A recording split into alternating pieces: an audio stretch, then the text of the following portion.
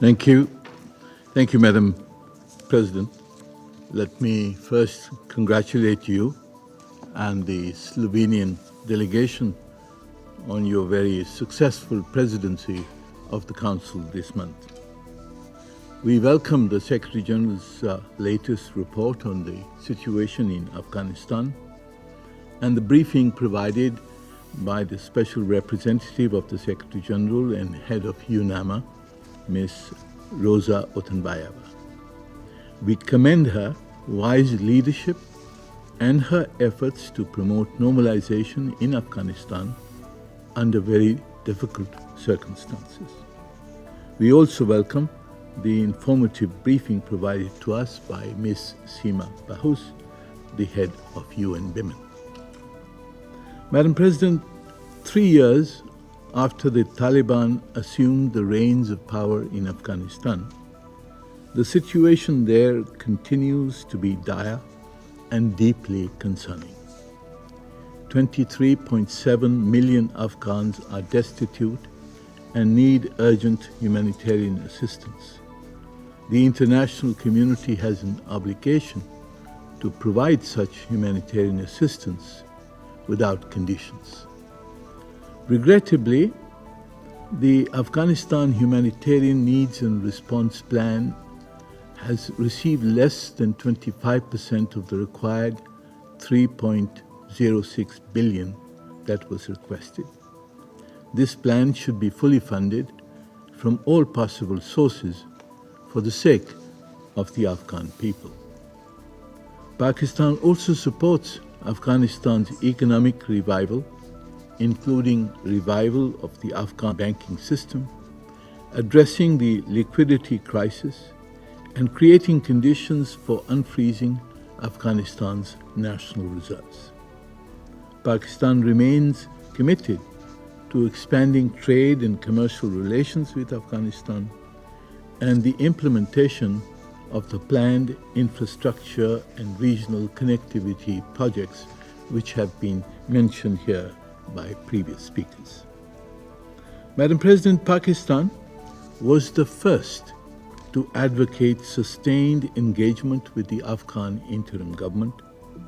We welcome the government's participation in the Doha process initiated by the Secretary General and the establishment of the two working groups on counter-narcotics and the private sector at the Doha 3 meeting.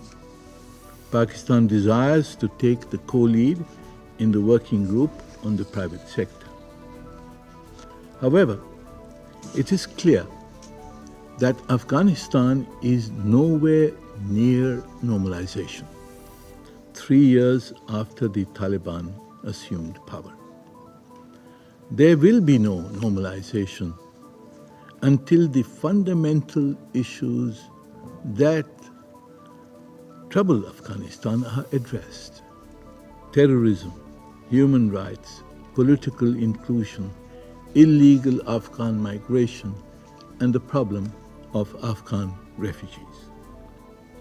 Madam President, terrorism within and from Afghanistan poses the single most serious threat to the country, to the region, and to the world.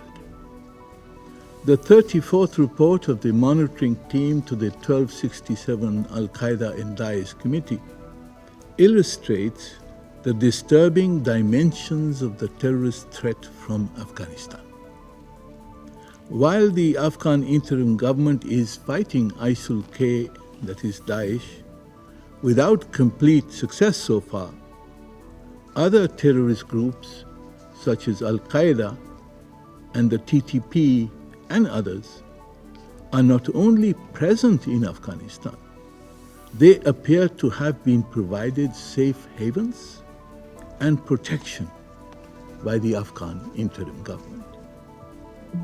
The TTP, which we in Pakistan call Fitna al-Khawarij, is an organization of special concern to Pakistan and should be of concern to the entire region and the world. The TTP, with around 6,000 fighters, with around 50,000 family members, is now the largest designated terrorist organization in Afghanistan.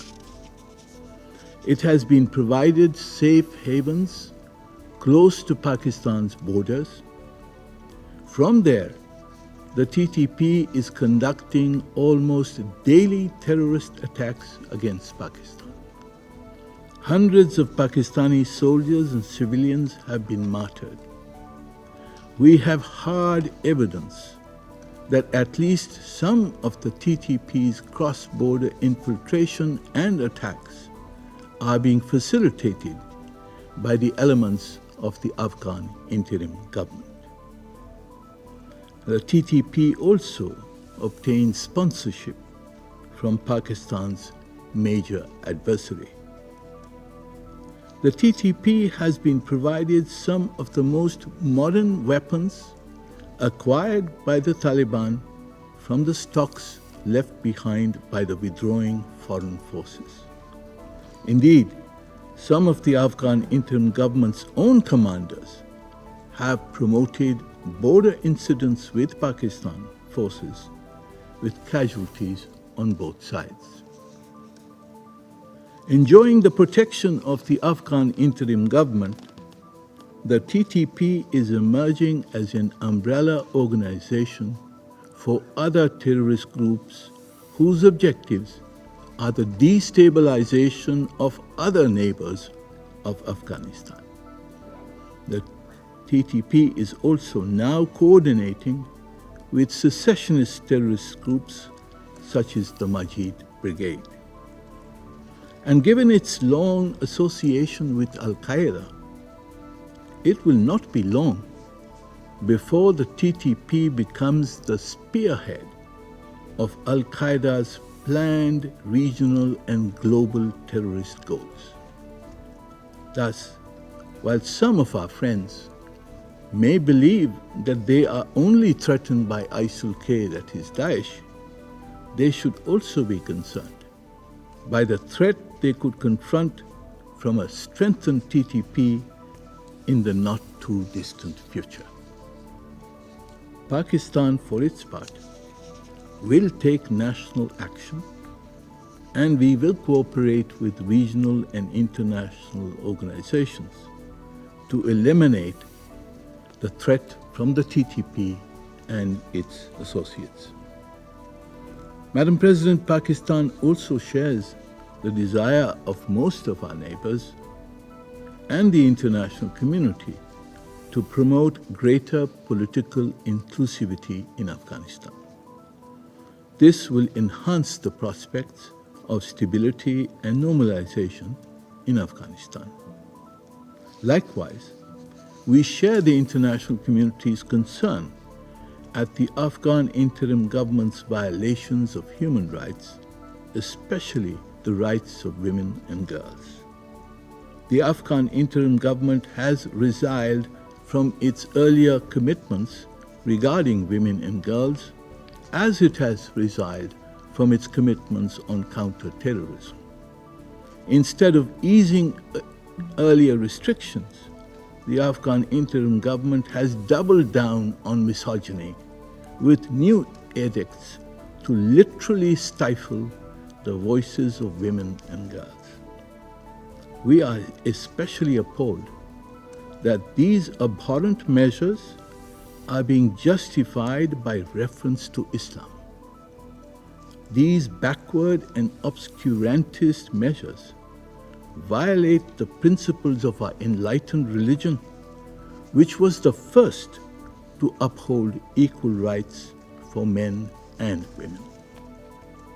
Madam President, while Pakistan has been the first and strongest advocate of constructive engagement with the Taliban regime, we cannot allow them to gain the impression that they can play off their neighbors and the international community against each other, to ignore their own obligations and pursue policies that are both a violation of Afghanistan's international obligations and the source of internal, regional, and global instability.